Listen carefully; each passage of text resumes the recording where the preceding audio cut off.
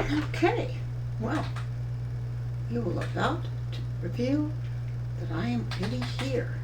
Let's see. Hello, everybody. Welcome. Merry Christmas, everyone. I hope you are having a very fine time right now. It is the night before Christmas, and all through this house we've actually got our stuff together. The tree is decorated, there are presents under the tree, there's a turkey in the refrigerator brining for tomorrow's meal, and I'm all set to play World of Warcraft with you. So, let's see. I should go. Corey, are you seeing this? How would you like me to? I would like you to, so you could tell me what's going on. And if things look good. Right now I have 2 screens up, so I don't know. Oh, edit. I have a World of Warcraft screen with you. Okay, it was supposed to be full screen and it didn't do that, but that's okay. At any rate, we will be playing World of Warcraft, and I will be showing off the brand new house that I built for my characters. Well, more or less for my characters. Actually, I built it for me. And we'll bring up the game. Merry Christmas, C-Game. Ah, from your favorite C-Game. Yes. I'll put the E on the end because I think of it as game.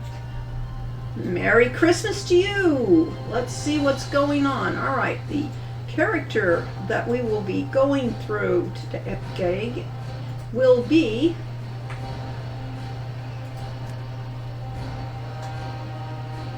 Death Dealer. Today, last time cut off. Huh? Industrial or cut off. Okay. This is the new housing screen. The housing is a new feature for WoW. If you watched my stream last week, we showed the whole area of the new Alliance area, and we showed off looking for a home in this large region that you can build a house on. So we went all around. There's sunny and bright, and there's, you know, seaside manors, and there's beautiful places. And what did I do? I picked a position right by this lovely, lovely cemetery. And this is the view of the cemetery at night. Now, this is Death Dealer. So, Death Dealer is a death knight. And nothing's working right now for some reason. My keyboard isn't working now that I unplugged the dongle.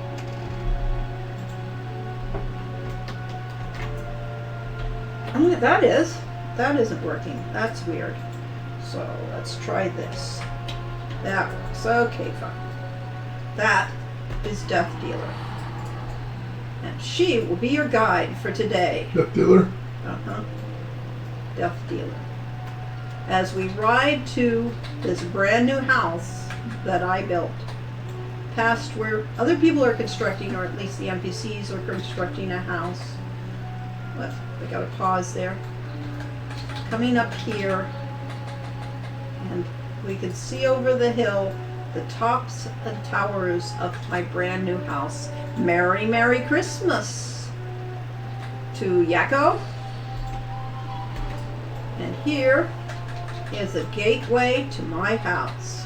You can see this person has already been investigating it, and she waved at me, so I'll wave back. Okay. So this is what I call the House of Secrets.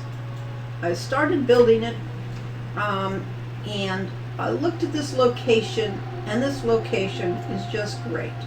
It's got this really eerie presence to it. And look at the lovely colors that you see here from this yard itself There's all sorts of creepy things, and you know the cemetery is right over that that distant fence. That's the cemetery where that fox is moving there. So, it seemed like the perfect place to put a kind of spooky, scary house. And so I did. So this is a tour of this very spooky, scary area. WoW housing is like giant Lincoln Log slash Tinker Toy, all of those things are probably references you don't remember or don't know. Legos. Legos is the one you'll remember. So this is like a giant Lego set that you get all sorts of pieces that you can put together in different ways. And so everything here is kind of different than what you would see from the piece it's around. For instance, this well probably normally doesn't have weird lights coming out of it, but you know, it's perfect for this setting. And there's the stag walking in the distance, silhouetted by the moonlight from behind. And this place has all sorts of strange doors on the outside. So Is that a white stag that will lead you to the heart of the forest? it's kind of a dark stag, and it left because it does that. So let's go see what's behind this door. And the door opens and we see, well, what do you know? It's a small seance room. Oh, this is done with, my characters are mages and warlocks and things, and clearly this is the room they were holding a seance, but something must have gone wrong because, you know, there's this dark presence that I sense here, and there's a cup that's rising up out of the center of the table, and it's probably a good thing that this isn't in the house proper. So perhaps that's not the best place to go into. So let's go around to see what's behind this door. Well, we can see the gazebo has something strange going on in it.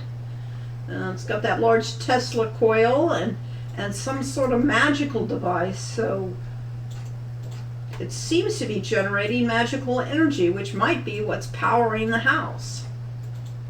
Behind this door, if we open it up, we see there's some sort of containment center where all these plants are growing happily. So somebody here likes plants. Me, I like plants.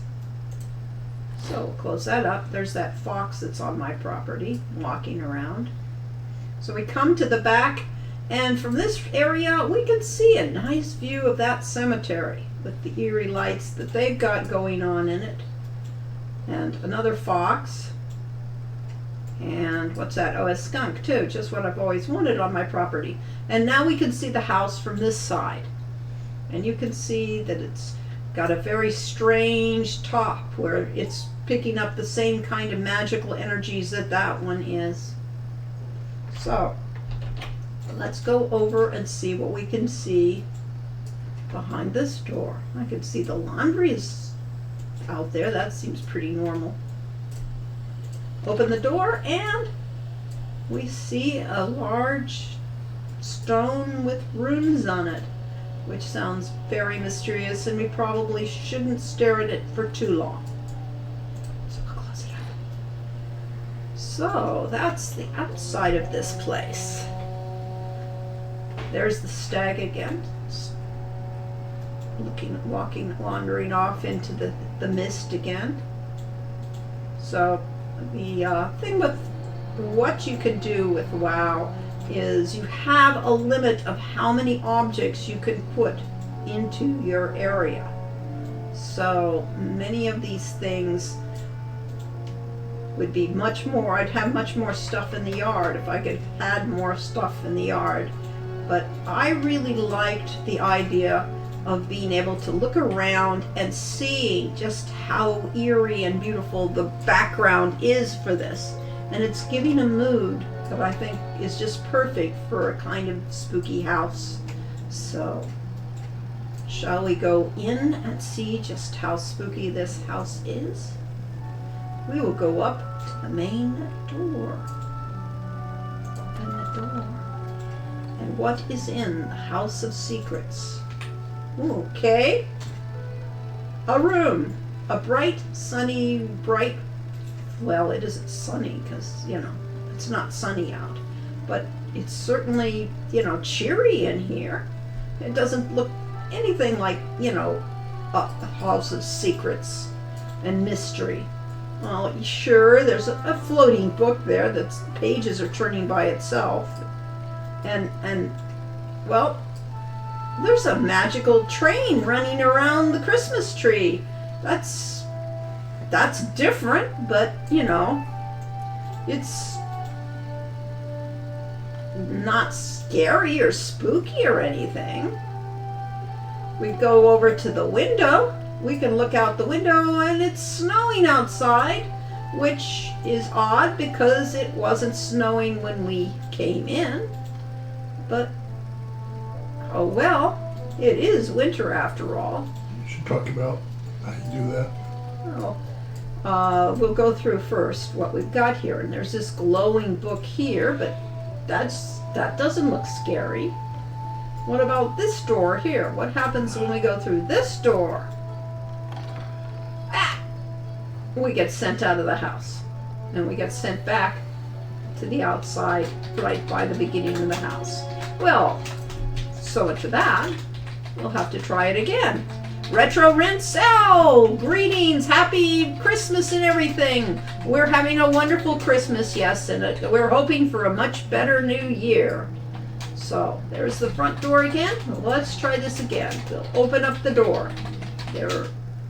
We come into this lovely, warm, exciting room, and we know better to open that door, because that will send us out again. We can admire the snow falling, which today there was a lot of snow falling in Yosemite, so it's a winter wonderland up there, or at least up in the high mountains. So yes, nice cozy fire, a lovely little Christmas tree. This doesn't look like a House of Secrets. It doesn't look very scary. Let's see what we're going to see. Here's a nice little hallway with the rugs and paintings of important heroes to the Alliance, which is one of the factions in the game. Let's open this door. What's in this door? We see it's a bathroom. Now, that's something WoW has not had in the game, but boy, everybody who does player housing tends to put the bathroom into the house because everybody feels like that should be part of a house. So we'll close that door, and then we'll come over here and open this door. And what do we see? Yeah, it looks like a library. Many, many, many books. Books everywhere. Another nice cozy fire. A nice comfy looking seat that you could sit on and read your magical book there. Doesn't seem to be anything particularly scary or spooky in this place.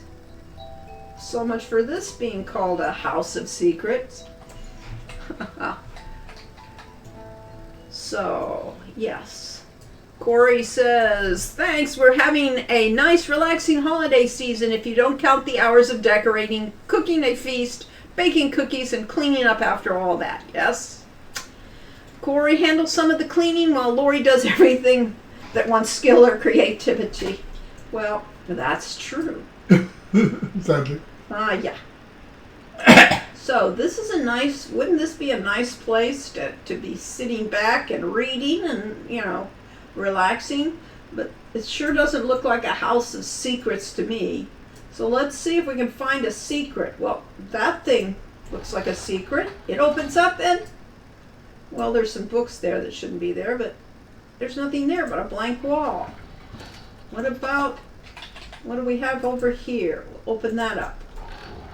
And the secret door opens, and there's a concealed room back behind that door.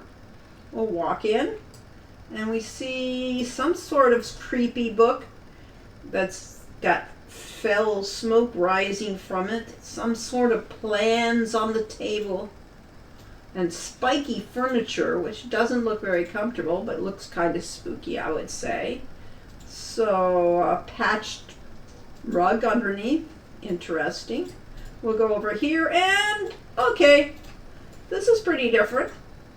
We've got something that kind of resembles an altar here with magical glowing stuff coming out and that skull head just radiating with that magic. So that magic seems to be all over here, which is kind of nasty and fell magic is what they would call it in the game. And we see a cage with some of that magic and Demonic. and all sorts of apothecary and poison bottles here. And something is being brewed into that mug, which I probably do not want to eat or drink. Now, mind you, my character here is a Death Knight. What is a Death Knight?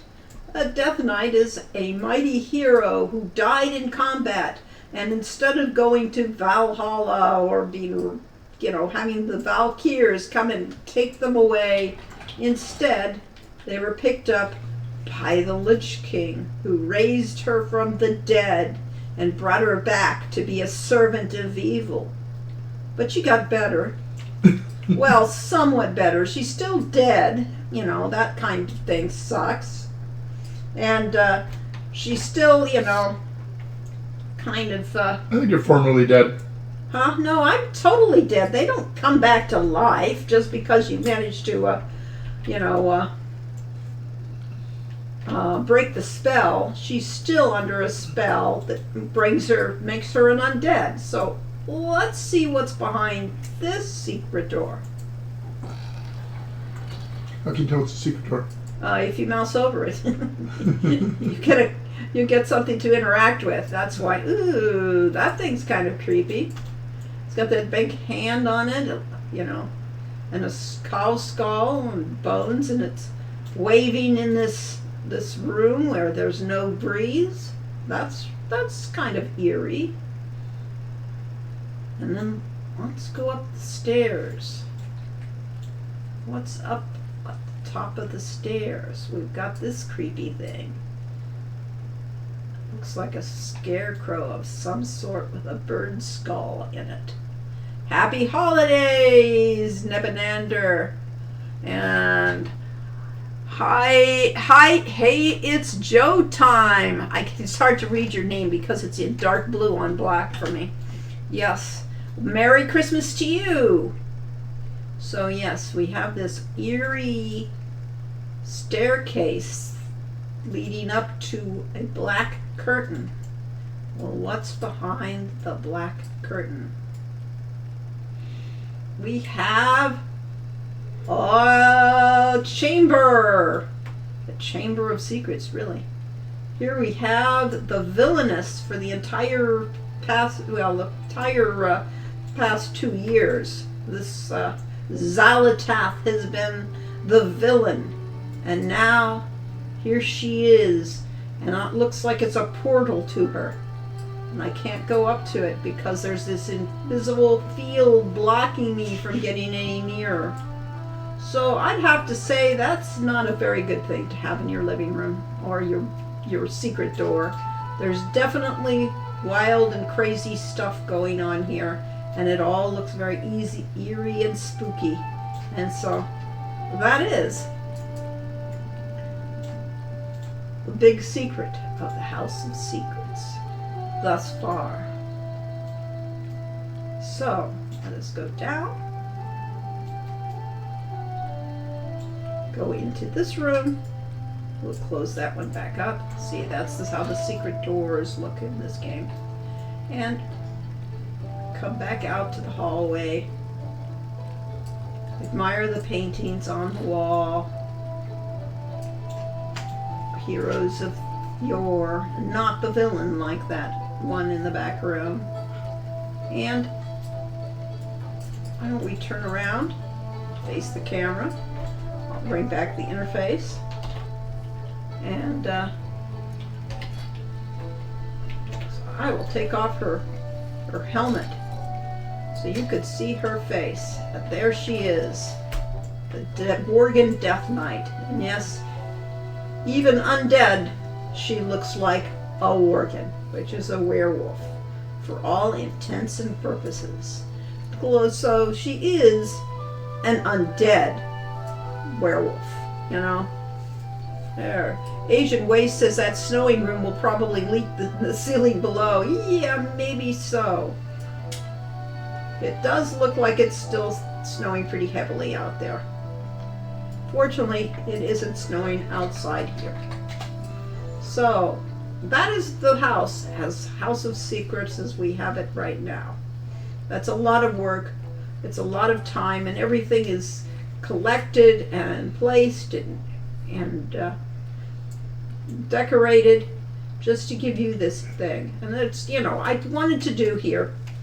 There is a contest with the guild to show off our houses, and there's various categories. And I wanted to make this to feel like it belongs in that spooky outdoors area, but I still wanted to have a nice room for my characters. You know, the whole concept initially was that this was going to be a house for the worgens that I have, which is Deathtree and Death Dealer and Harry Talbot. And so I was going to design it like they would want a house, but then with the contest coming up, I decided I didn't have time to fully dress this thing out and, you know, make it all mundane and magical and everything else. So I decided to go with the idea that this is a house of secrets and there's just a little bit here, but all sorts of surprises.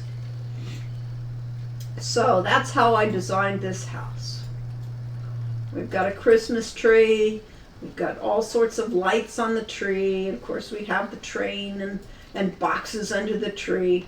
And so this room is really designed for my characters to really enjoy the fact that they've got a home for the holidays, with the holly branches decking the halls. And so therefore, it's just a nice little place to be. Let's see. I need to do some rearranging though. Let us fix something. I don't like that the carpet is sticking through that page down there. It should have a little bit through the carpet, but not much. It's not that thick a carpet. Well, actually it's a pretty thick carpet, but that's okay. There's so many things here that could be done, so many things you could add and take away and rearrange to your heart's delight. It really is, you know, if you were ever a kid who liked to play with Legos, or if you like to do build houses or things like that, this is everything you could ever want. It's dreamy. Yes, that snow is all constructed. It's not a set piece. There's about 20 pieces that go into making that. These drapes are all custom dyed to be just right for this room. And then everything is bits and pieces put onto the walls and that. So that is what my Alliance house looks like. And she will say goodbye, and we will go to the other side, the dark side. We will go to the horde side of the game. Let's see, I didn't actually set this one up. So let's see, who should be our guide for this one? How about Glint? Because Glint really is my main character. Glint is a hunter. He is a Tauren. A Tauren are these minotaur-like creatures that are they have a culture kind of vaguely like the American Indians. They tend to live on high plateaus and high mesas, build their houses up there for their protection, even though they can't fly. I've been playing him for 20 odd years. This is This is what he looks like when there isn't a screen in the front of him. That's what he looks like. And he, as you can see, definitely a hunter. He is currently in the floating city of Delaron. And he is in kind of modern times, but not quite. But I will take him to his house, and his house is in a totally different place. Not in that gloomy, dreary area that I built the Alliance house in. Talk a little about the whole system, how they've revived all the old expansion content. Okay. So, here we have the Horde area, which is, a little different from that place. I see I have a neighbor across the way. That's the neighbor's plot. And they have out a well and things like that. I picked this property because I wanted this this house to reflect the fact I have, some 20 characters that would all part of my war band, which is where all my characters basically are part of the same group. And so I wanted a house that would reflect the taste of all my characters that are Horde. So we have a very different look to the house here in Razorwind Shores. I picked a house. I have all kinds of characters. So to pick this property, I picked one that not only had, a nice view, and you could feel like you've got heights that you could, if you were a flying creature, like we have people with wings, we have Drakthir characters here. You could fly, you've got wild wyverns flying overhead, you've got a nice ramp up to the watchtower over there, and from the background, the back, you've got a waterfall, and you have this own personal waterfall that nobody else can have except for all the NPCs that live around here.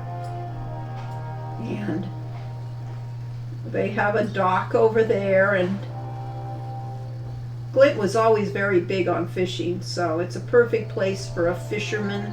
You can see they put a rope hanging from that tree so you could go swinging on the across the water if it actually lets you. But this seemed like a good place to put my characters.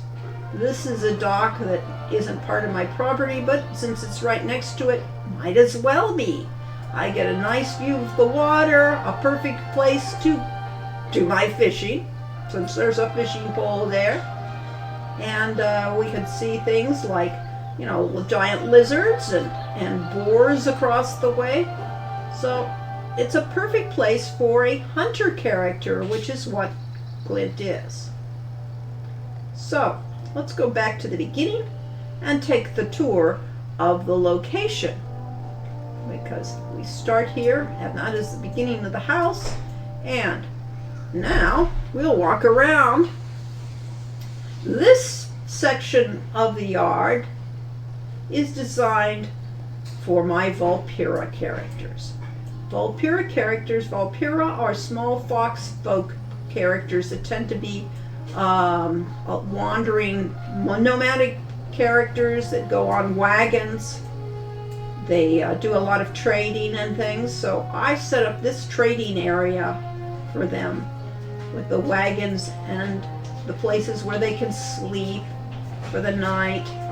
And because, they much prefer to be outside, and so we have these wonderful wagons and cozy little tents for them to stay in. They're about half the size of a Tauren, but then Tauren are large.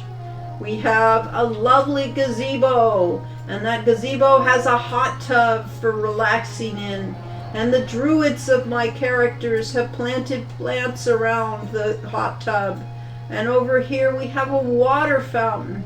And we have a giant apple tree, which isn't native to this land, but you know, that's why you've got to have druids, because druids can make anything grow.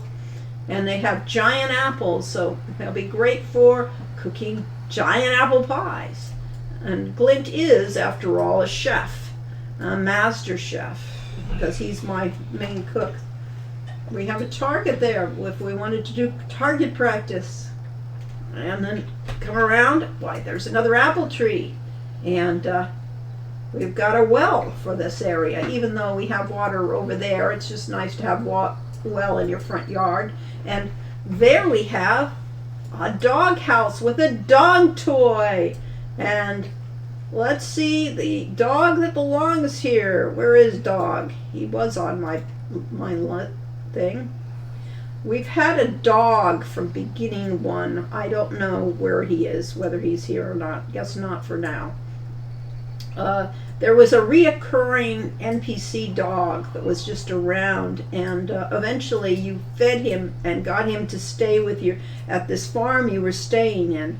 But when you left that area, he stayed there, and you never saw him for another long while. But he only just recently came back, and you had to save him again, and then he was your pet.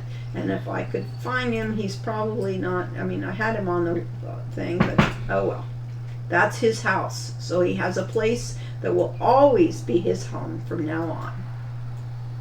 And now, we'll go into the house.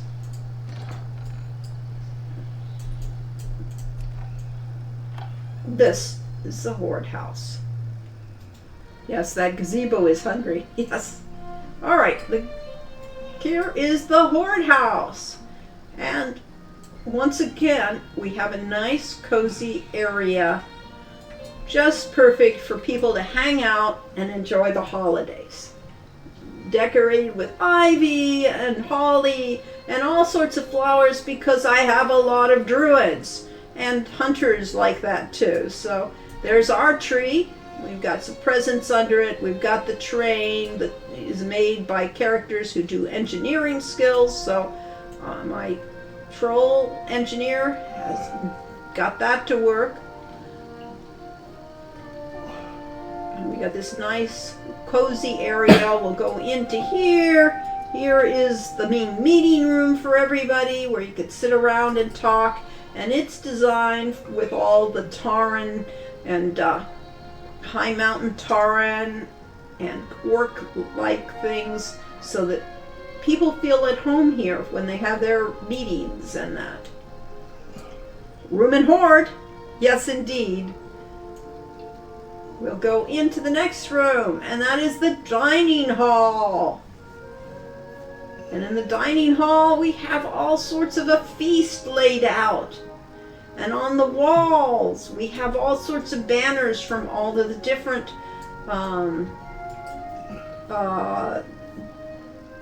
character class halls.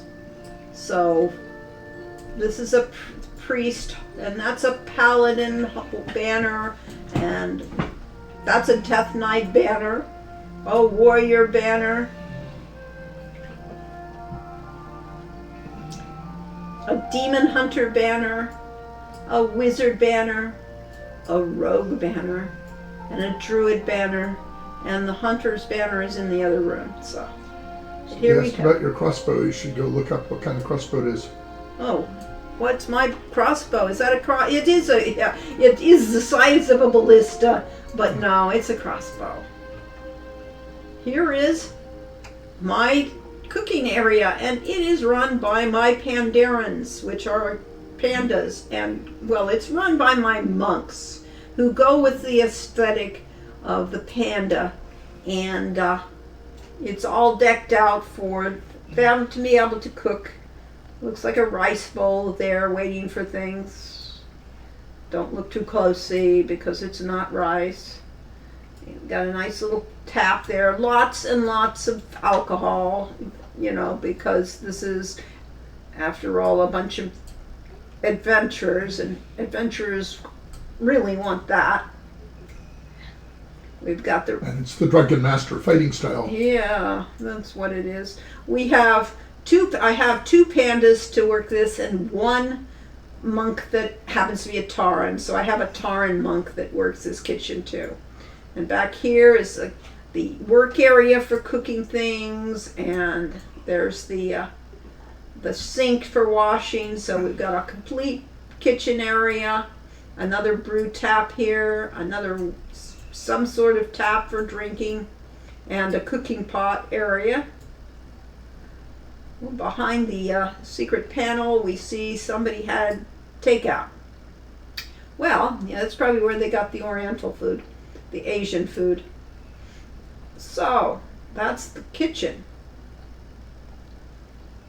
This house is much larger than the other one because I've spent more time on it. So let's go in here and see what we have in this area. Well, we've entered the troll area because I have trolls. So this reflects the troll taste in furniture and Sybil Seeker says, Merry Christmas, I'm making a little custard for tomorrow's trifle while I listen in. You've got things looking cozy. Yes, thank you. Yes, I'll be making pumpkin pie tomorrow. So that's the main one. Beside making turkey and dressing and green bean almondine and mashed potatoes and gravy. Those are the main things. And I've got my turkey brining for the night. So this is the main area for the trolls. It's got, lovely cactus because nothing says nice and comfortable and hominess like cactus in your living room. We'll go through here. We have a weapon rack and we have an altar to Razan, the Loa of kings. So get to know your Loas. The trolls have Loas, which are a kind of godlike spirit, or at least a spirit that was raised to godlike abilities. And you pray to them and they will grant you things. And we go through this one and we have the altar to Wamsamdi. And Wamsamdi is the god of death and deals. He makes all kinds of deals for power. He's a great character. He's got one of the wonderful voice actors, and he's a lot of fun any time you get to see him. But never make a deal with Wamsamdi. He's the one you have to count your fingers after you make your deal to make sure he didn't take them. So, and then we come in here and we have the troll bedroom. It's simple, but it's all the trolls need. So that is a troll area for this. All the characters get their own kinds of rooms. And there's a lot of characters to deal with. We don't have to walk. We'll run through this game because this is a role-playing game, which means you run everywhere because nobody wants to slowly walk. And this game does not lose stamina when you run around. We'll come into here, which is a staircase room, but it's got all sorts of nice flowers. There's the banner for the druids again, and a moonwell type thing for the druids.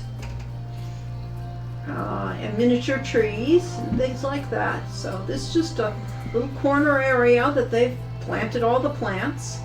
We'll go through this door, and we have a doorway. We'll have two doors.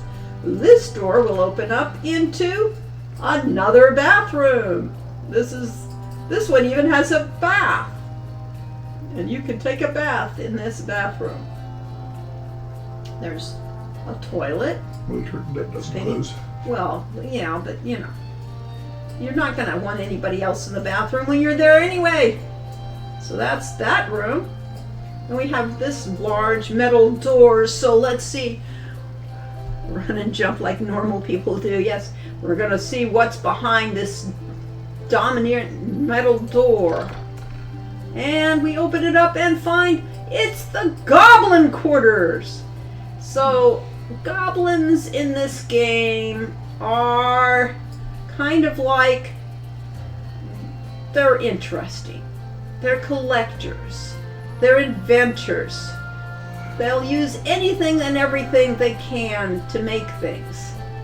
They're gadgeteers, and they're very, very fond of explosives. So this room reflects their taste. And trash. And trash. Well, not, they like junk because you never know what you can make from that junk. So this is the goblin area of the house. I only have 2 goblins, so I don't have to make it a very large room. Alright, so that's the downstairs. We have to go upstairs now. And up to the landing where there's more plants because druids, And up to the next one, I can put some plants there. I do need to. I haven't finished dressing this house. It's, there's a lot of things that could be done here. Well, there's this nice little corner area. There's Lorthamar of the Blood Elves. That's part of the Horde. And so we'll come into here, this hallway, and we'll open this door. It opens outward side all the way. And we have the Horde bedrooms, or at least the Horde bedroom. Everyone has a symbolic bed, and it's all decked out in Horde style. I mean, Tauren style, because this is all for the Taurens, and the High Mountain Taurens, and the regular Taurens, and everything in between. So this door will open up, and we'll have the very tightly contained orc room, because I have 1 orc of characters, so they get the smallest room in the whole game, and it fits everything they could in here. You don't need much if you're an orc warrior. You just need a good bed and a place to sit down and mighty honking big plans. Sword or axe. And you got places to put your weapons. So that's all you need if you're an orc. Orcs are simple folk. So let's go right around here into this area. And there's another little door. What's behind this door? We come into this room, and this is the Demon Hunter room. It's got its bed. It's got a few things around here. It's got an order hall thing there. And it's very small and cramped because Demon Hunters effectively are kind of self-sacrificing, morose, self-sacrificing whiners. But pint-sized Paleolithic green men is overdone. Yes, Tinkerer goblins are probably my favorite take of the creature. Oh, the goblins here. But the gnomes here, which are on the other side, which are on the Alliance, are kind of like, Quest for Glory gnomes. They're, creative, they're inventive, and they're characters. But the goblins are kind of like the Ferengi of the Horde, of World of Warcraft. They're conniving, they're double-dealing, but they're very intelligent. And they really are characters, and were a great thing to think. So this area I haven't quite gotten very far. I've started to get it going. It's got a lot of work to do. We'll go into this room, this area, and we have the Blood Elf room for all my Blood Elves. And it's got the elaborate look. It's very fancy because Blood Elves are the high class snobs of the elf species. And this room will be my Drakthir, which are my dragon folk, but I don't have any equipment for that. Quest for Glory gnomes are the best gnomes. Well, I won't disagree. I like my gnomes, and I do like gnomes. So, I don't think is that thing like that? I did not want that to be that large. So let's go back in here, customize. We will customize this thing and we will make that a standard doorway. Try to remember that, game. It's a standard doorway. It is not a giant thing. I want to be able to appreciate the fact I've got walls that I can decorate in here. So there's a lot of things you can do in this styling decorative thing. The housing editor area has all sorts of all the things that I have gathered. I can, bring them out like that. That I gathered. I think that's actually Mechagon. I think that's there was a thing of Mechanodes. Okay. That's a kite. You can't see it very well. Okay. And this is from the Gadgeteer gnomes, who are. Let's get the scale going. Let's scale that down so we can appreciate it and bring it up, page up. So you can do a lot of stuff. I see. They do have those things. Interesting. You could do a lot of things with it. You can rotate it. You can make it float in the air. You could size it to just where you want it to be, or make it huge. All things you can do to rearrange and to really build your thing. I'll get rid of that, but okay. Thank you, Mitch Leo. The Sun Elf fall from grace to Blood Elf is one of the better stories in Warcraft. It's like a whole race of performance-enhancing athletes one day seeing the dark side of their addiction, and rather than learning to cope without it, they double down. It is, surely. It is very interesting, and it was really good when it first brought Blood Elves to the World of Warcraft game. There were some of them prior to that. I want to get rid of that. I don't think I want a bathtub in the middle of the room. And besides, who scaled this bathtub? It's a horde bathtub. A Tauren can't even sit in it. So, it has to be scaled up for them because, it's worthless otherwise. So fortunately, here it is. You can actually scale it up and you can go in here, sit in it. And if you can, /sit. Here, see if I can get to sit. /sit. If I could spell, there. And take a bath.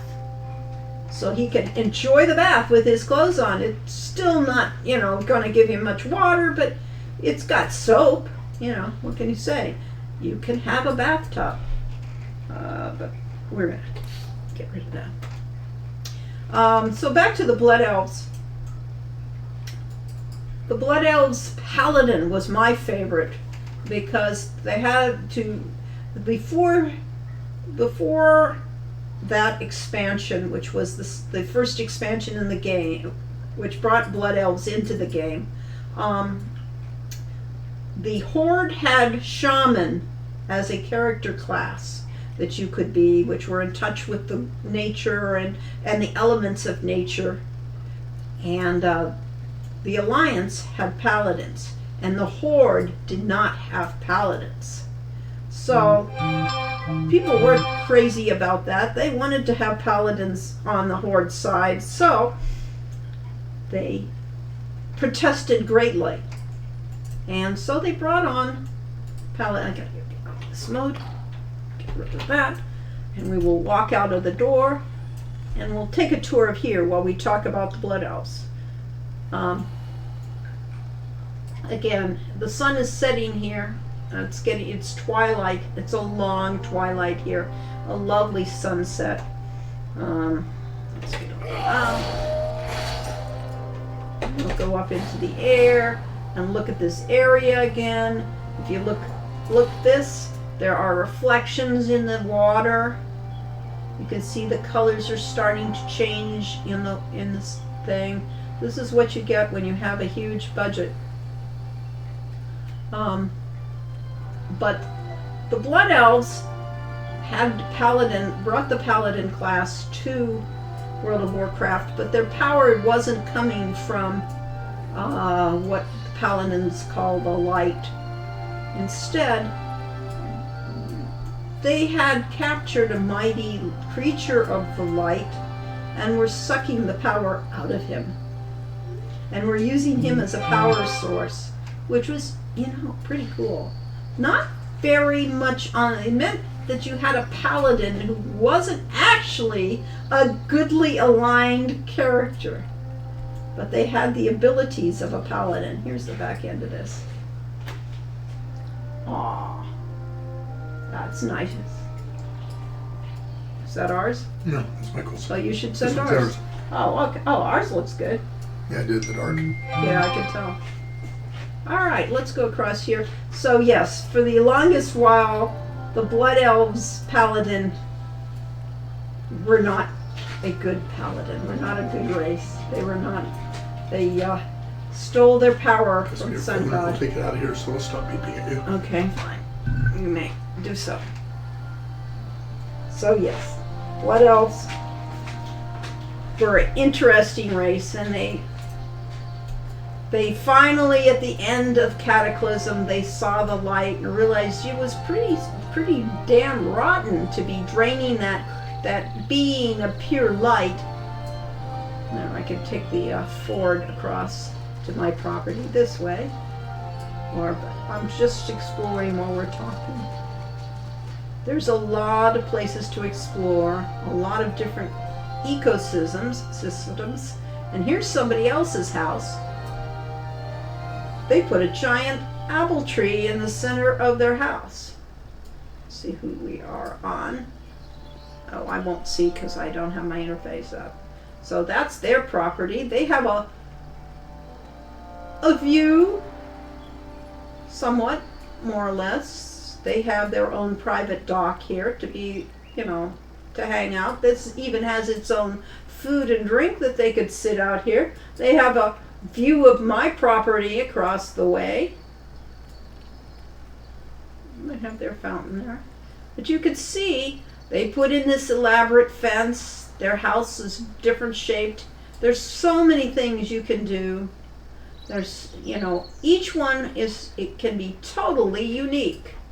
So we come down here, there's a flight master, so you could fly here. Here are the the tamed wyverns that people can ride. Fly down here to the road.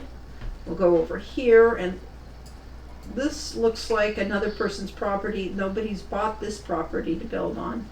But, it's got a pretty good view from here, from the front door. You got a fountain out the back. You've got fountains out the front. So, as areas go, looks pretty good. What's this place over here? Somebody else's house.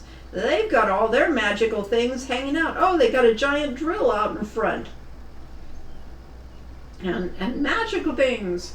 And their house is squatty. But they have a nice private fishing pool out back with a little tiny waterfall. A big huge lizard in the backyard. And their own waterfall and cove. That's pretty nice. You could go swimming. See, they've got their pipe coming down here to tap into that to bring running water to their house, no doubt.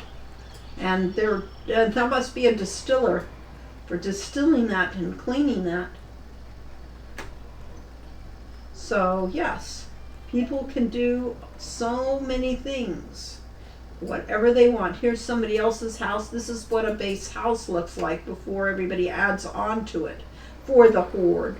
The Alliance base house is very different. Here's a little graveyard with candles there for a memorial, so you could hold a memorial service here for your lost friends. And there have been real memorial services. Oh, a sleeping hippo there. There have been real memorials, and there have been all sorts of monuments, and well, all the hippos are falling to sleep here. I have a hippo as a pet. It's funny. It's, yes. Alright, so let's go up here. This looks like it could be a property. Yeah. Yes, it's for sale. So you too could have this property, which is a nice property if you like. It's got green grass. It beats my grass, my lack of grass on mine. You got a nice view of a tower, the sunset. And you could build right into the hillside, which some people have done, made it look like you've got the caves back there. And you got a watchtower right in front of your house. So the watchtower has a great view of all the mesas and the red rocks of this area.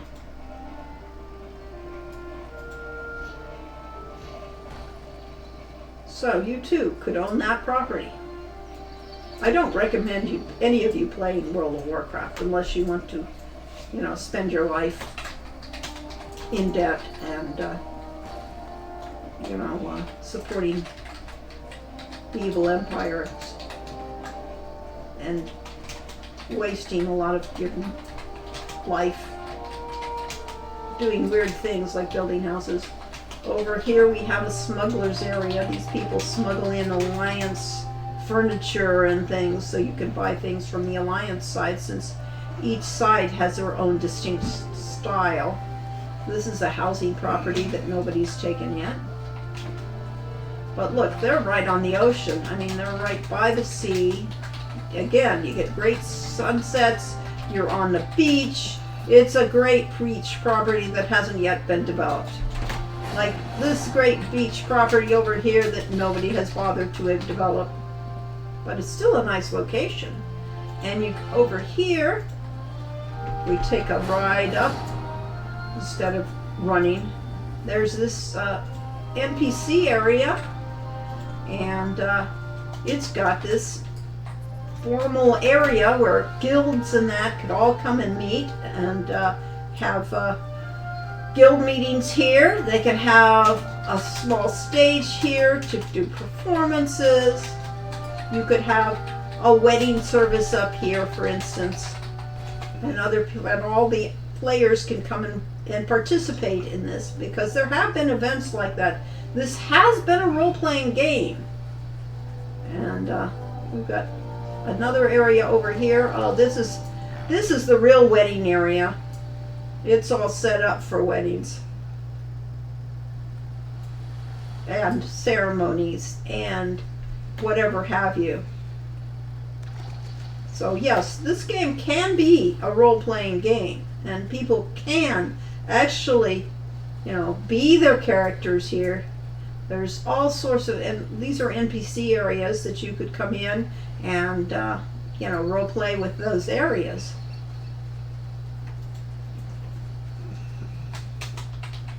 So, there's the setting sun. You see the mountains in the background and the colors of the sky. You could see the lovely Mediterranean blue sea.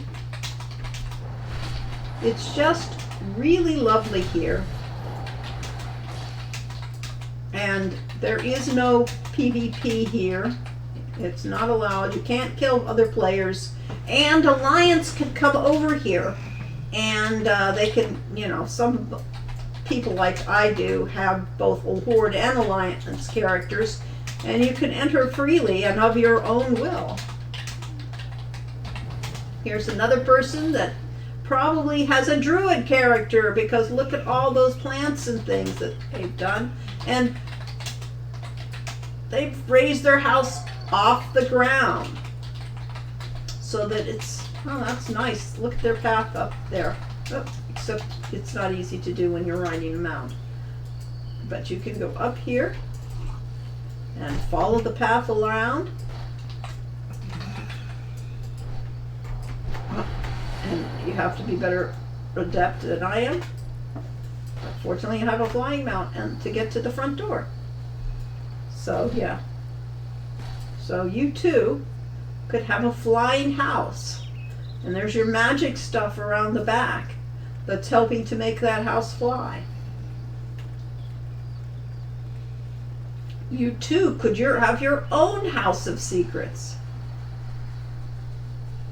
And what WoW did to accommodate people's playing styles is that they gave you a wide variety of ecosystems that you could build in. So you too could have beach, your dream beach home, or you could have your mountainside that you can actually look down upon things. You can look down upon the Kodo Ranch, for instance.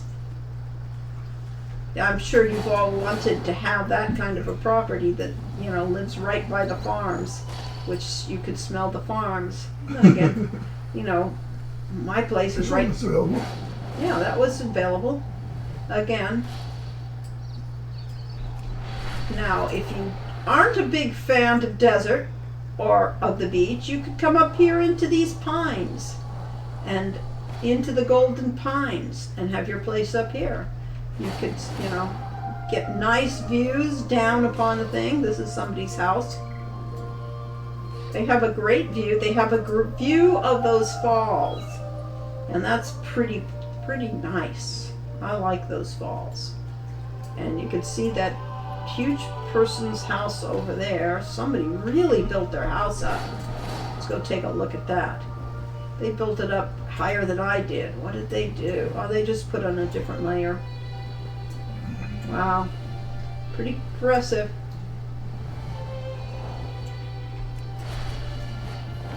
Everything is unique. As long as you start building, you can just keep doing it. This is a flight path, so you could arrive up here, and then you don't have to keep flying around. This is somebody's house. They've gone with a little more subdued look. Here's somebody, so here's the NPC area. So yeah, and you can come over here and just have a picnic with your characters. You could go around taking screenshots of all your different characters in different places. Send postcards to your friends. This is again NPC. A little area. There's going to be interaction. This is the pre-release of this. It is before they actually bring in housing and before they start developing. Thank you, Miles Sayak. They haven't. This is a preview. It is what is going to come. It'll only get better, and it's pretty great right now. This is a property I wanted to own. This person got it first. I wanted this property because look at that view. You've got the 3 sisters, or 4 sisters, I guess it is, from your front yard. You've got the mountains in the background, and you have pines. I thought this was ideal. So this was my favorite lot. Because I love the colors that those waters have. It really looks inviting here, as a word, inviting. And the waterfalls are so nice. You can fly around them. But that property was taken, so I couldn't take it. Instead, we took the one we did, and I'm really happy with it. But, you can really feel like you are in a world. Feel like you could fly. And you can, this is the portal back to Orgrimmar, the home of the Horde. We have the little town down here, which is the town of NPCs.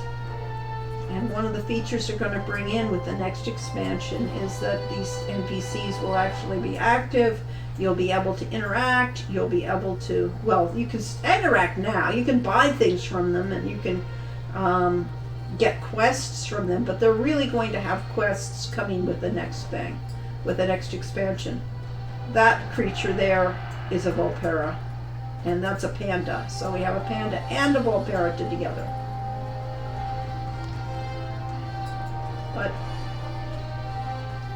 And another Volpera walking there, and another Tauren. And if I didn't have my interface down, this guy will give me a quest. Every brick tells And that a quest is story. a decor treasure hunt. And somewhere around here, there is a treasure buried in the ground which will give me an iron chain chandelier. 3 falls feed the flows. Fishers hunt with spear and trap. Look below the traps. Art is never truly So, finished. one has to look around to try to find something that resembles that. That has 3 falls. So yes, they're going to give quests that will help to develop the NPC areas for one thing. And they'll start to add more features and build up on some of the areas. And as you contribute, and as people contribute as a group. So this housing development, this shard slash instance of housing, all belong to the guild that Glint is a part of. And his guild is the Guardians of Eternity. So everybody that has a house on this property, on this thing, is a member of the guild. And happy holidays, everybody. So every guild can have, every large guild can have their own, version of this area so that people can build wherever they want, given that first come, first serve. And you can be together with your friends if your friends are ever on at the same time you are.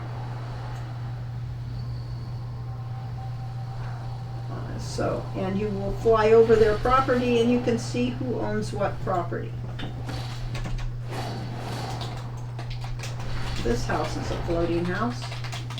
They have a massive gate. They've gone with the Illidari's theme, the Blood Elf theme. Looks like with the next expansion, we are going to get the Blood Elf houses. Right now, all of our houses look like some variation off the Orc house. You could see they all have the same construction with the huge beams and rock stone. They all have a base house that all look alike. And this guy really wanted to go with the Blood Elf slash Day Elf type of look. This game is outrageously beautiful, says Sybil. I've stayed out of WoW Loop because I've heard it could get too immersive, but you're slowly selling me on it. Oh no! Well, I don't want to sell you on it because I do think it's addictive and it's a waste of a life unless you have a lot of life to waste. But I do have a great time with it, and this housing feature is just is phenomenal because what it is playing WoW. You're really playing Disneyland. You're going to Disneyland, doing the things that you would do at Disneyland. They're just rides, effectively. They're all preset. There's nothing that changes. You're just going in and getting, or like reading the same book over and over again. WoW is that. You're reading a book, and you're doing things that get you to the next chapter of the book, but there's still the same book and the same chapter that everybody in the whole game does. And everything you do doesn't really change the game. It may change what game state you're in, but eventually all players are in the same state. And this is the first time, the first feature that this game has done that said you as a player are altering the world in a way that is uniquely your own. Nobody else can do this because this is you and it is your taste in things. It's what you want to see and it will be there. Even if you leave the game, they'll have this in storage for when you come back and you can create something that nobody else has been able to do. Even though we're all using the same tools, we're using the same tents, the same braziers and things to make things work. The same apple trees, ginormous apple trees. We make something that nobody else can do. It's, yeah. And so we have made a mark on this game that is our own. And whether you go for something that is, tacky or something that is beautiful, you just know that you're the one that did it. This house I like. You have to go up this, if you didn't have flying mounts. Oh look, they have the Wheel of Fortune going there. And their huge house. And as you see, each one is totally different. And it's all theirs. And you can know when you go over here that for once in your, in the game, you have made your own story. Here's an empty lot. You too could be my neighbor here. Build your house here. So, that is the Horde House area. We will go back to the Alliance because I've given you the tour of what this Horde area is. Let's go get the tour of the Alliance area again and look at the houses there because that's a different guild altogether.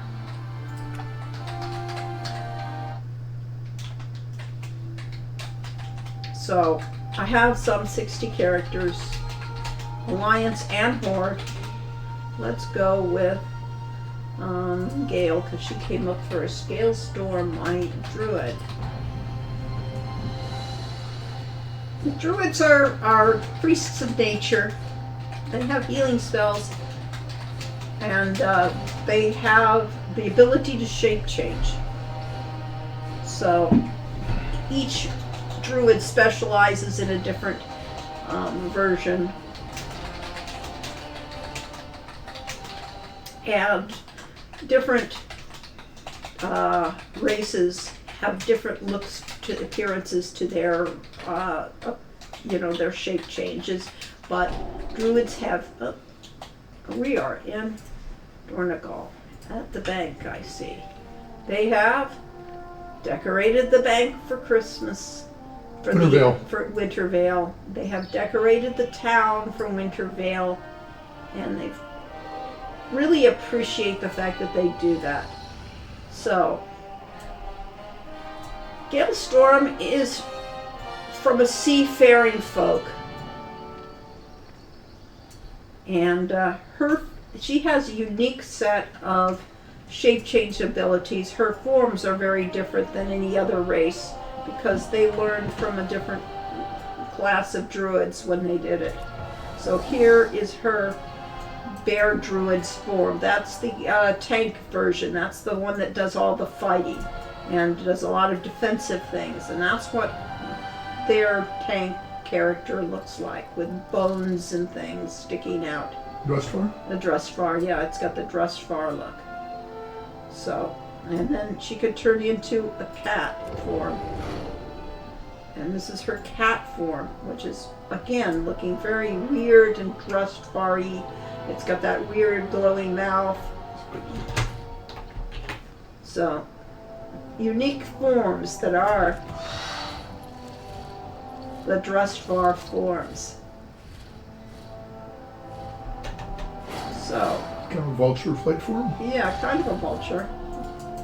It's got this, all of them have this kind of skull-like quality to it. I can't show you the other one because I don't have that one. But those are the main forms. Oh, okay, fine. No aquatic? Well, I have an aquatic. There's my running form, my flight form that's non... And the tree ant form looks like a tree ant. Tree ants look like tree ants the world around in this game. But I was going to Parth to the... kept it. I'm going to go to the Alliance area and we'll do the same tour to see the many ecosystems that they've created for the Alliance characters as opposed to the Horde characters. Once again, we're back at the House of Secrets. It doesn't change it gets a little darker here at night and a little more gloomy. But it never gets really bright here. And when you're trying to, decorate and bring out the flowers and things like that, it's difficult to arrange because it's hard to see the details when you're doing this. So we will go from the House of Secrets, we'll go back to town to see the Alliance town. Go along the road and see, we'll get out of the gloom. This is Alliance area, and we'll get to our first home on this property. This is a player character's home. It's got a bug, but it's Whippoorwill's house. Whippoorwill has characterized their house like a night elf, which is the moon, worship the moon, Mother Moon, and they've certainly dressed this thing out to be a perfect night elf house. Colors are all coordinated. It's just absolutely gorgeous. My kudos. There is a contest with this guild. We're in the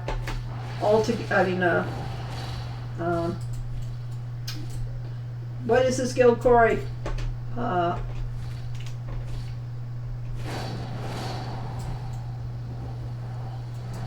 Just Freaking Started guild. Oh, this is interesting. This is an NPC area, and they put up the lights through the hollow tree to be a path.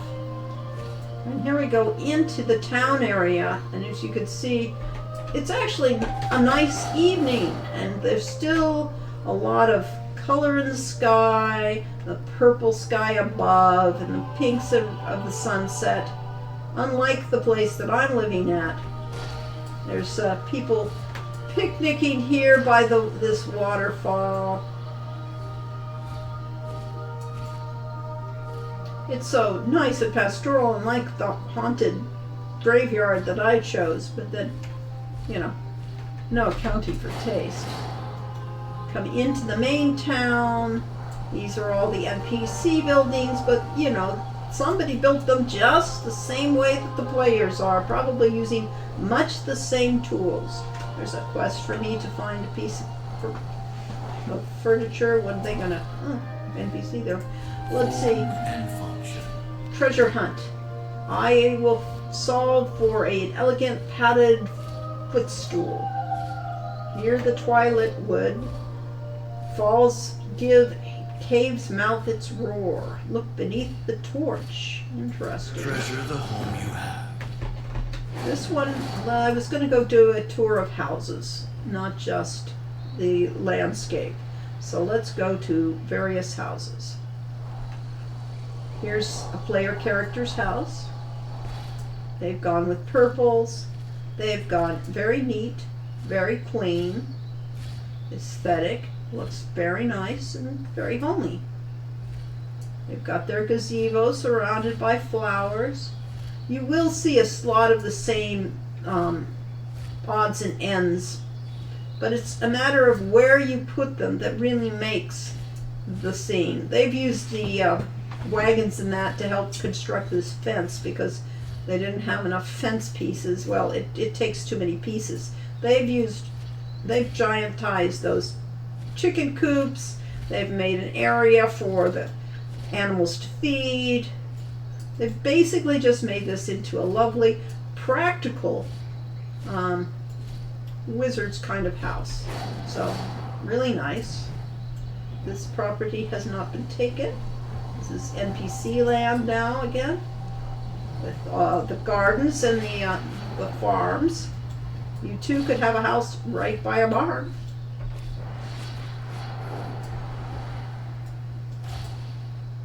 You could have a house that looks over on windmills or has cows. So let's see, where's the next property? This is a property. This is Dasaconde's house. They haven't done anything really with it. And this person over here has built a nice tower house. You see that the building structures and things that you can use for Alliance are very, very different from the Horde. Let's see, during the Burning Crusade, Asian says, Druids annoyed me. Any stun you put on them, they can nullify by shapeshifting. It just felt like an artificial exception to the rule. Well, then again, during half the game, if you were trying to play against a paladin, the paladin, and this is called, when you were doing real PvP or in a battleground and things like that, they would bubble. They would put on their protective shield, and then they could hearth and get away from you. And paladins were the most annoying to me, because I did a lot of PvP back in the day. And they were forever, avoiding getting killed and that. When in doubt, bubble out, you know it.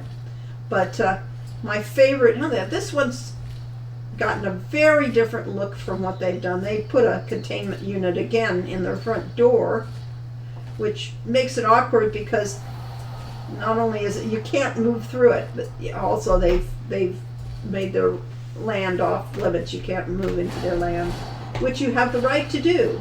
You can customize it and say, this is my area, you can't come here. Their property point has a wooden fence going down from it, down to the shore there. My favorite game, I was a hunter, playing a hunter, Mojo Joey, my main troll hunter, and a paladin came up from behind and started to beat on me, and I decided, I'm not going to deal with this. So I basically started running, and he refused to give up. He was chasing me forever. And the thing is, I'm a hunter. I was shooting him. I was turning around, shooting him and keeping going, and he kept chasing me, and my pet was on him, biting at his tail the whole time, and eventually I killed him because he was too foolish and didn't watch his health to realize I was killing him. So that was one of my better paladin encounters. So yes, this one, they put in the tall trees, they put in outhouse. This is Brooke's house. And there we can see it's just a nice house surrounded by tall trees. Beastie hunters were a force to reckon with. Yes, never underestimate. It was it did serve him right. And it was hilarious because, for those that remember the game, we were in Stranglethorn and you could run forever there because it was a huge territory. And so, when we weren't very high level, so we had to avoid all monsters or we would have been killed by the monsters too, so, but, yeah.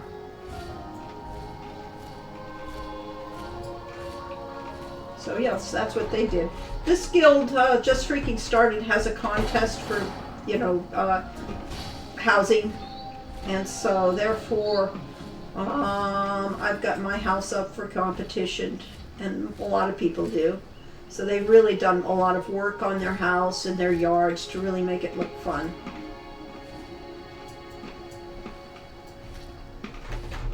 And that's not counting the inside, because if you think the outsides are unique, believe me, the insides will be even more interesting and distinctive. I like this area. As you see, we transition from the green and the farmlands, and they have their golden area. We've got different houses here. This person has put up their trees, and they have this nice area. They've got their house built up into a wizard's tower with their smokestack. They have a kite flying in the yard. They have their griffin thing that eventually will have griffins on it when we get to the real server. when we get to the real game brought in. All right, here's another house. They've kept it very simple, but they've added some things into the property line. Now we can see from the sky is changing again. They have a nice view of the sunset and the windmill. And look at those clouds. I think of them as, Max Parrish's clouds with the depth of color that they use here. Really, really fine artists work on this. Here is the lighthouse, and you can see the lighthouse all over this area as long as you don't live it like I do in the mist and darkness. Let's see. They're building onto this. It'll be interesting to see if they actually finish building these buildings as we go along in the game. We're in an NPC area again. Nice gazebo with flowers around it. This person sells apples. So yeah, if you needed apples, if you got it to feed Froggy. Oh, he's got pretzels too. So apples and pretzels. And this person is a tailor, sells cloth, or at least sells materials to make cloth. So that if you're a tailor, you have your equipment there. And then we have this house, which is fun. Look at that. It's got trophies on the outside. It's got this interesting pathway that they've created to the house with all sorts of Pandaren gongs, giant gongs, and another griffin thing, Bianchi's house. So very different. We got their hot tub in the back with their parasol and a bean bag you could sit on. That's an NPC thing, so that is unique. But it is, because all of them are different. Here we have this person's house with things in the yard. Oh, I like that. That makes a nice dandy chair. It looks like it's a part of a bed. And here we have it. This is again going into Gloomland. This is Briar's house. It's got some interesting things here and there in their yard.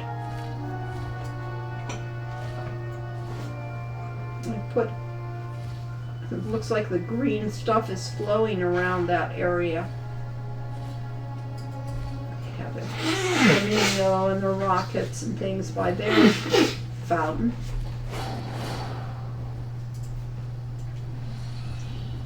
Swing up here along the road. Swing to the next property.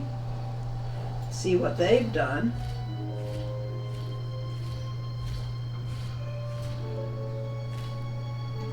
Here's their house. Nice, neat, simple, elegant yard, a nice fence, a wall around the back. Fountain looks really nice. So, yeah. Let's see if it'll give me their names. I'll get out of their area. Boy, they have a lot of area there. Oh, Artemis's house. It's very simple but elegant.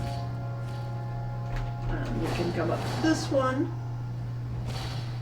This one, it's got magic things out. It's got a gate. It's got flowers along the path leading to the house. They've got this lighted well area. Very nice. We'll head deeper into the graveyard area. And we'll come to the tombs, past the tombs and things, and then we can get into this property, which is right on the graveyard, as opposed to mine, which is right beside the graveyard. Let's take the path around to the front. Let's see where the front area is. Here is the front of the house. These huge towers that they put here. And all these things flying and floating and that, and glowing in the dark. And they've got the interesting thing on the front door.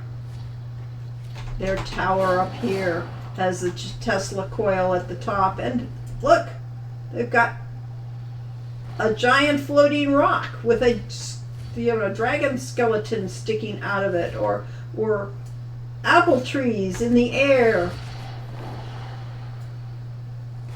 They've got a giant windmill in their yard. They have gallows, ghastly gallows, and a greenhouse, and plants. But I think this is part of the graveyard again, yeah, because that's graveyard stuff. So you too could have your backyard. Bojo's house is right, literally in the middle of the graveyard. You have grave tombstones and things, gravestones right by your house. So you too, if you have the taste for the macabre, can have a macabre house and have something that is totally different. Uniquely yours. Here we have another person's house. They put baobab trees in their front yard. Well, that probably isn't their front yard. Their front yard is probably this. That's their front yard. Again, you won't see anything like that because that is uniquely theirs. And then we come back to Bojo's, and across from Bojo, we come into my property, Destry Elder's property. We have a huge tower, more so than most people. We have these wonderful gables that stick out that are uniquely mine because they're made out of wagons and things.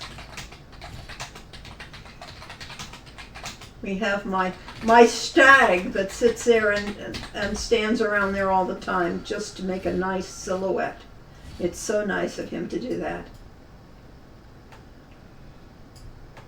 So we have the grand tour. Next time, maybe we'll go into the tour of doing the actual, going into some other people's interiors. But the nice thing is that all of these things can be customized, can be rearranged. I mean, who wants a snow scene, you know, when it is the middle of winter after Christmas time? I could turn that into a garden back there. Everything is changeable, immutable, transformable. The windows are, you know, about 30 pieces go into making the windows. The tree is all a bunch of bushes put together, and then all the different ornaments added on top.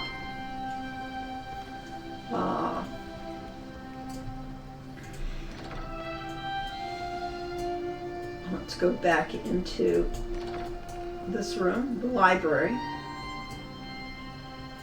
So you get set pieces like things like the fireplace and chairs and bookcases and that. But you get to arrange them and all sorts of, you know, transmutations in that to make the house in your design. So this is an added wall in here to bring in this secret room under the stairs.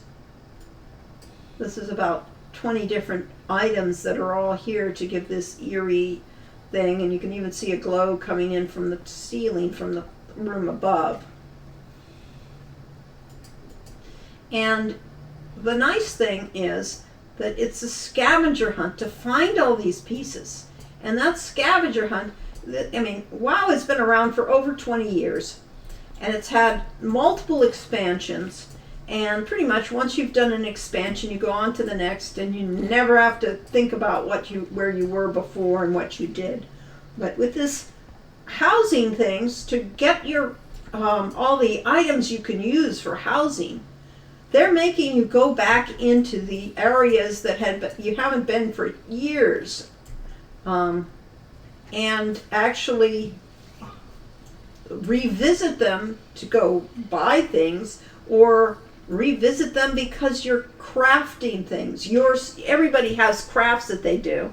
This character's craft is inscription, and their inscription allows them to make housing equipment. If she was high enough, she's not very good at her inscription, but once she gets up to about 80, she can buy inscription recipes so that she can actually make housing equipment.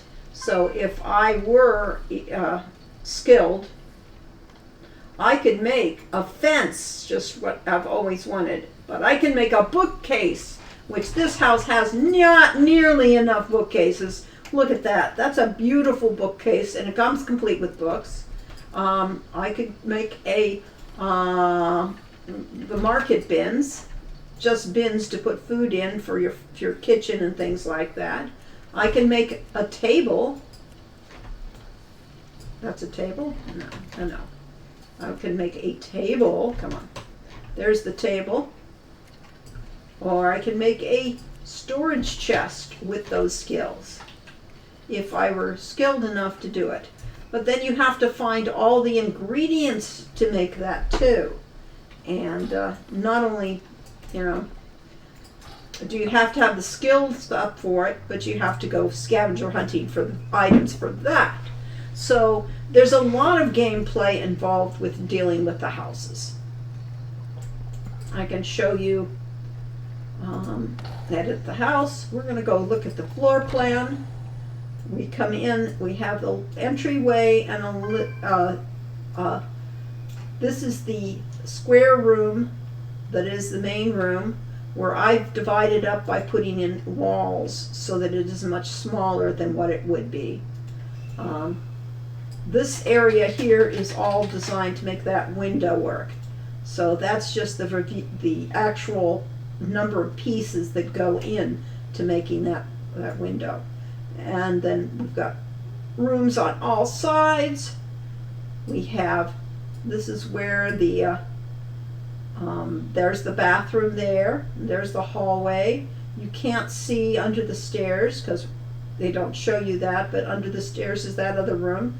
So then we come up to the stairs to the second floor, and all we have is this area, and I've blocked this rest of this off, but I have plenty of room to build even more.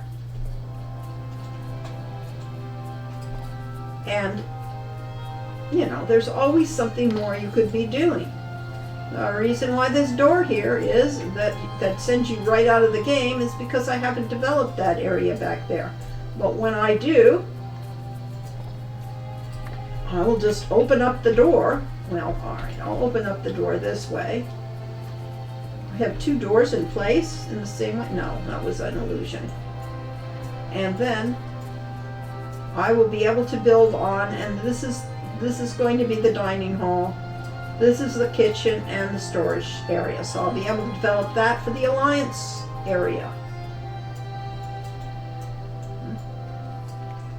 Push that back into place. Oh, there are two here. I wondered. Let's get rid of it. Oh, no, it's just an illusion. Weird. They are ghosting each other. Okay.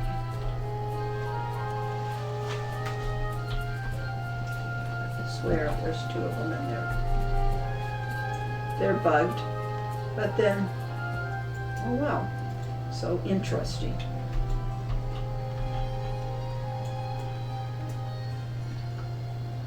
So that is the housing for this game right now.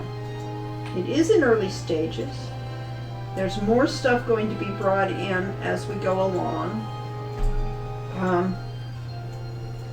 As I said, a lot of these things are being custom built. Let's see. This tree is made out of all sorts of bushes put together. And then its ornaments are all different lighting systems that have been reduced down in size so they look like ornaments. Just not unlike the tree that I've got in the other room.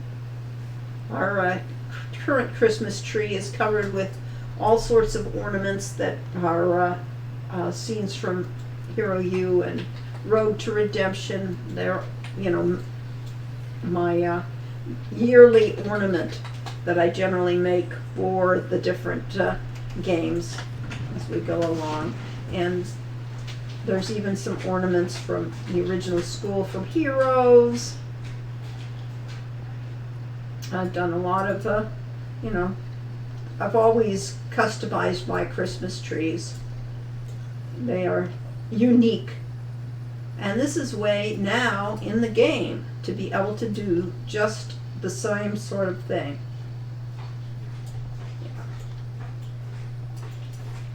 You brought in an ornament, yes. There we go. That's the kind of ornaments we have on the tree. There. That's Semi and Calvin, Calvin. and a meep. And a cork. Yes, and a cork. And a They're tree. all having cookies by a tree. Yes. They're part of our wallpaper for WoW. I mean for our games. And if you want to, we're giving away the wallpapers. If you want to see our wallpapers, just go to our Patreon. Which, if I were, you know, if my Transolar Games goes back to his computer, he can give you a link so that you can see the, you too can have the wallpaper for this year. Let's go back here to the library. Oop, we didn't close the secret door, so it remained open. That's not good. What good is a secret door if you don't keep it closed?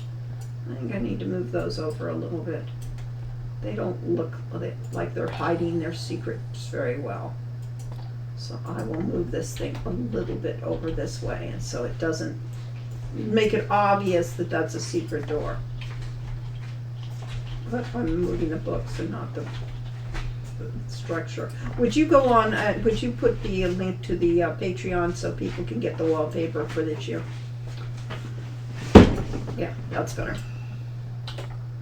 Now they can seal the frame of the door that was behind there, so you don't know. Oh yeah, well that's a secret door. The trick is to try to make it look like, you know, it's not obvious that this is a secret. Can't do it until I'm out of the game. There, we're now in here. This is a bunch of pieces too. Everything's, you know, a lot of separate items. And this thing is, you know, many items coming together to build, and the walls are all put in so that I can, you know, make this into a tight little, you know, paranoia place.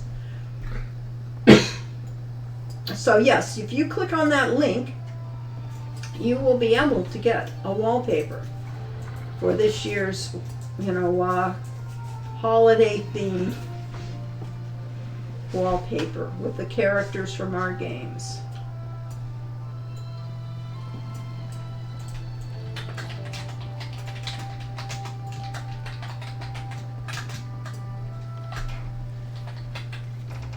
So, that is the WoW that it is now. Yes, feel free to join our Patreon. This will be posted. We have a live stream every Sunday for Quest for Glory games that we're doing and other games. We regularly play other people's games because we believe in supporting other game designers, and because we have opinions about everything, so we're happy to give opinions about what the game's like and give ideas about game design and our experiences at Sierra Online back in the heyday of the adventure games.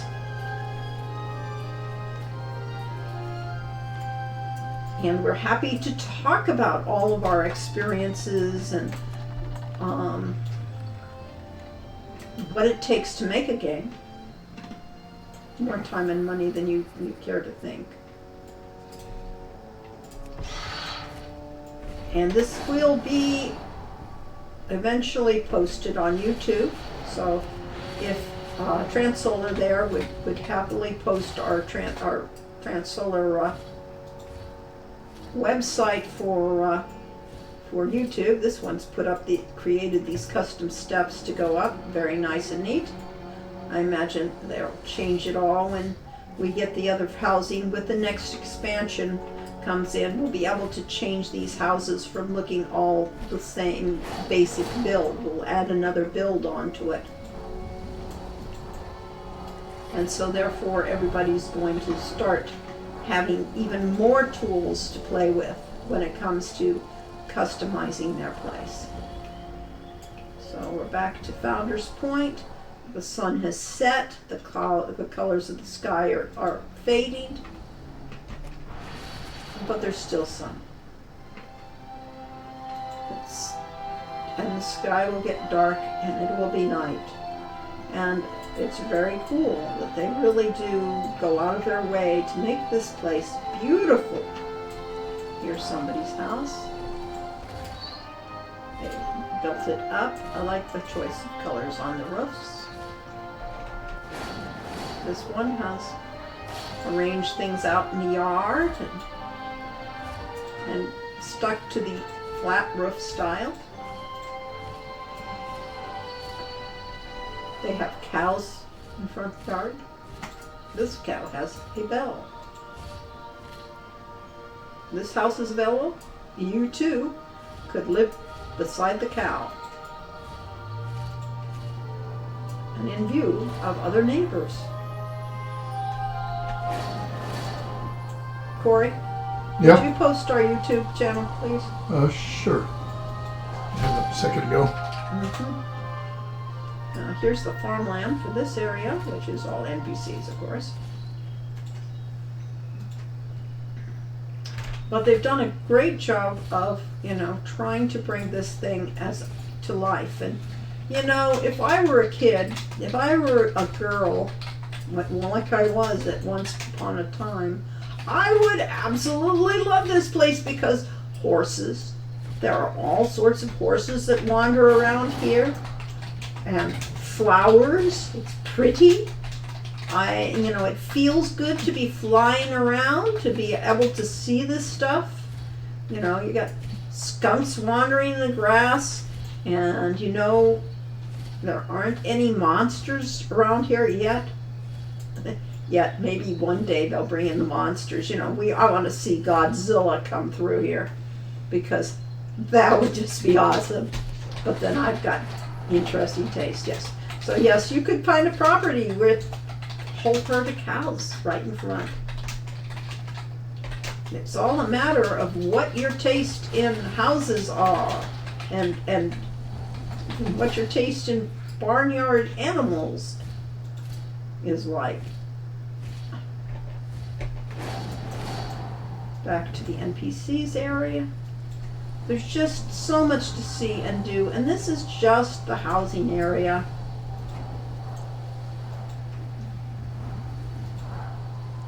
See your neighbors. You can visit some of their houses. Everybody has the right to set their privacy level so that some of these you can't even fly over the house without getting a warning, and others you can go in and inspect.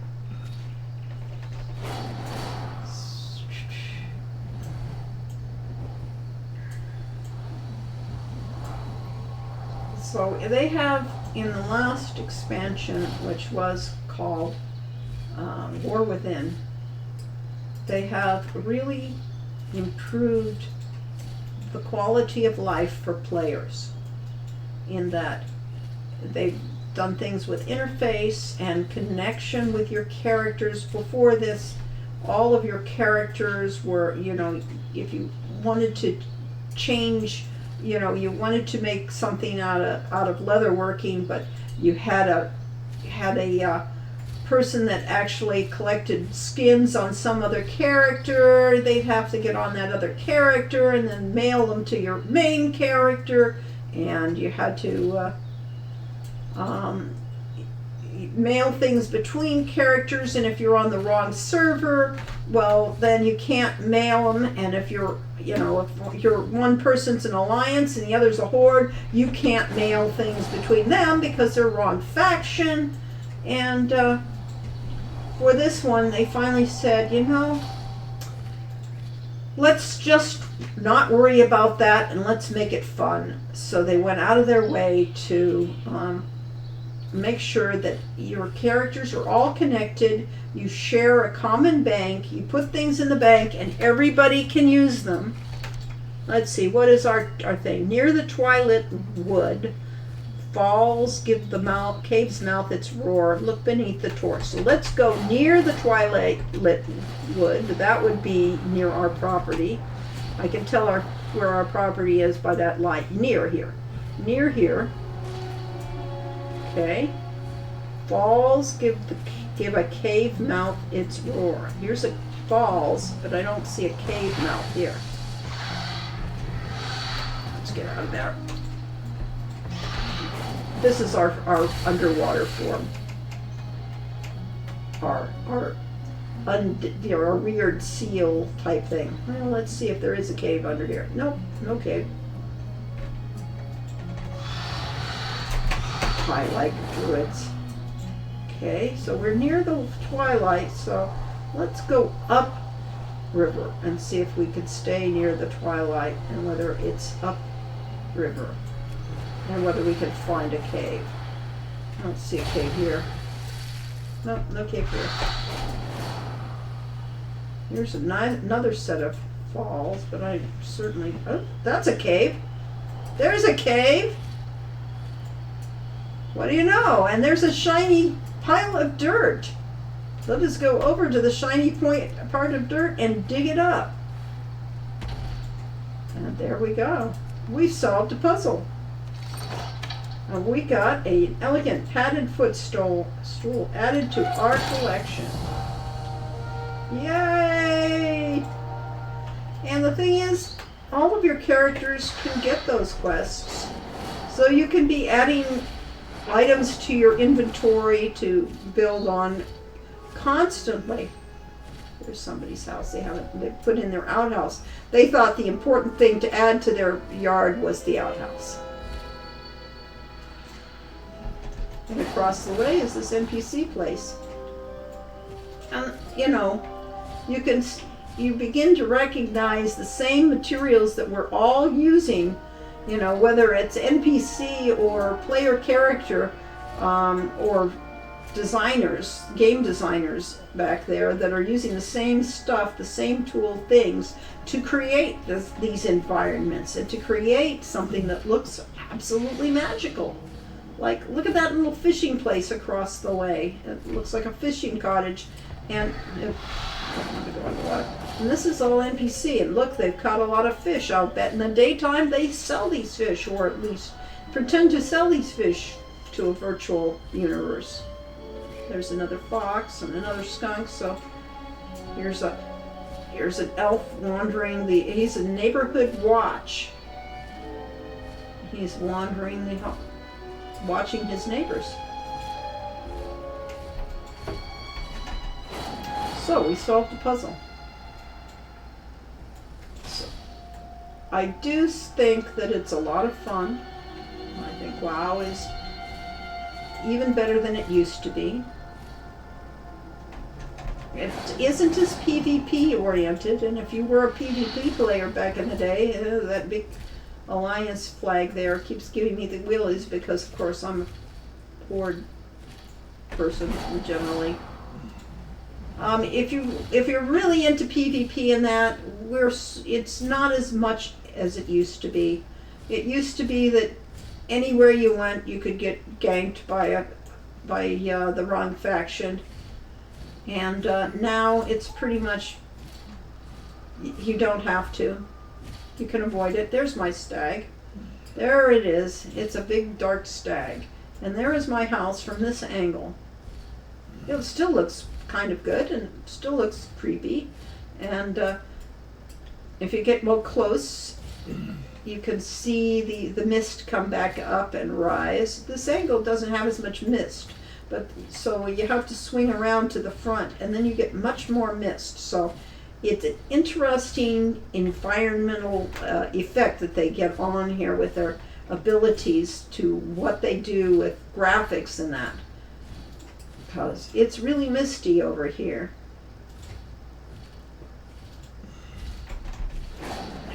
Go up to the top. See that this is several pieces stuck on the top to give it this thing.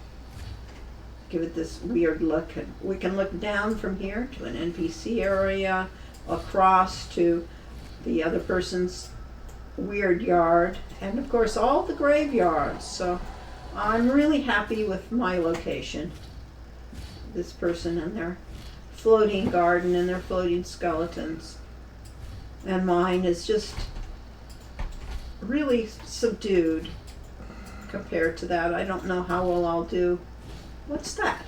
Oh, it's a raccoon. I was going to say, what's that sleeping in my yard? More or less. I have a hollowed log that is just adjacent to my property. We have the fox that lives on my property. And I can feel right at home here. And I love the views. I love the colors here. I don't get the sunsets, but I do have this misty, moisty, eerie landscape to work with. It's just perfect for haunted houses, which I'll do more with as time goes on. I will definitely rebuild this house, take out this eerie stuff, and make it more like my main characters, like Destry and like Gale here, and make it a home for them. But then every time there's a haunted house time and things like that, I'll come back in and make it even spookier and scarier than it was now. So I've got all sorts of ideas of what I could be doing here, but there's a limit to how much you can actually do on the outside, so I've reached my limits with how much equipment I can put there. Sybil says her trifle is all set. So she's going to head out. Well, thanks for popping by, and wishing you too a better new year to everybody. It is that time of year where we're going to be able to say goodbye 25, because it was one hell of a year, and hope that 26, the year of the horse, will be even better, because we could all use a better year. I'm pretty sure of that. No matter who you are, this was not probably one of your all-time favorites on the list of years. Let's see. Stick in the Eyes house. So we will be having another live stream this Sunday. Our end of the year live stream, and we'll go over all the things that happened this year, or at least some of the things that happened this year, and talk about where we're going from now. Now they have a log in their yard. They have two big huge logs in their yard. Interesting. Their gazebo and their area dressed out. It's always, it'll be fascinating. And this is just one variation. This is just this guild's area. So you can change shards and worlds, and you'll see everybody's, other worlds and things that have different variations on the same theme. They've really made this into a tree house, in the sense that they built it right onto the tree.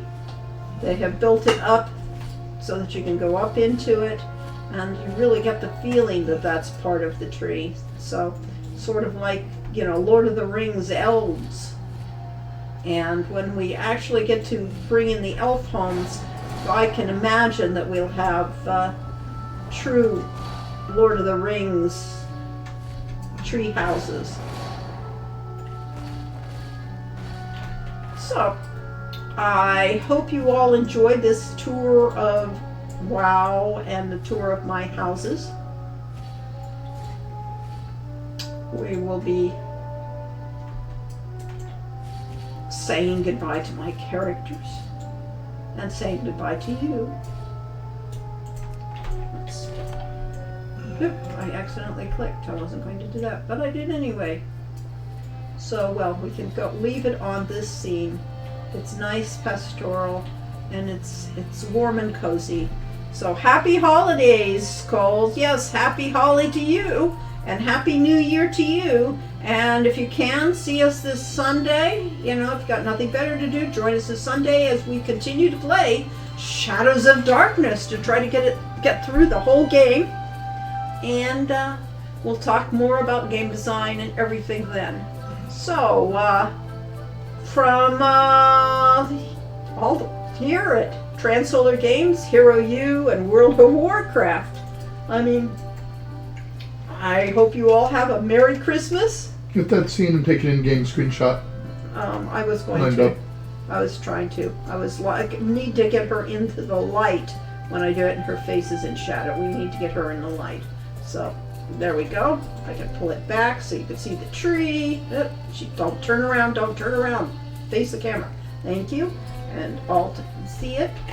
And then come a little closer. She's watching the train now. Come on, look at us. Look at the camera. Yeah. She's going to look down for whatever reason. Now she's looking up and then she looks down.